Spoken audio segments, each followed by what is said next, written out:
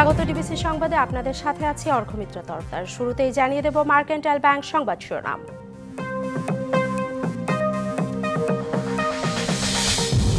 সুদৃঢ় ঐক্যই রুখে দিতে পারে সকল ষড়যন্ত্র স্লোগান নিয়ে ৭ বছর পর হচ্ছে বিএনপির বর্ধিত সভা।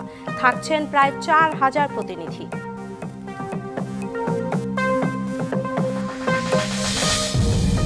শিক্ষার্থীদের নতুন রাজনৈতিক দলে থাকছেন না শিবিরের আলোচিত সাবেক দুই নেতা।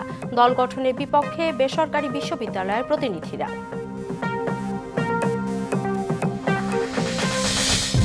নতুন ছাত্র সংগঠনে পদ না পেয়ে আজ বিক্ষোভ কর্মসূচি বেসরকারি বিশ্ববিদ্যালয়ের শিক্ষার্থীদের।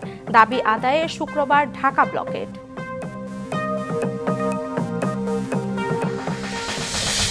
দ্রুত রাকসু নির্বাচন চায় নিপীড়নের শিকার সংগঠনগুলো। শিবিরের দাবি সমন্বয়কদের বেশিরভাগই তাদের।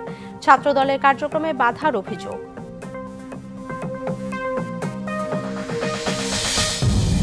গঙ্গা চুক্তি নিয়ে বৈঠক করতে মার্চ বা এপ্রিলে দিল্লি যাচ্ছে ঢাকার কারিগরি টিম। বর্তমান সরকারের সময় নবায়নের সম্ভাবনা কম।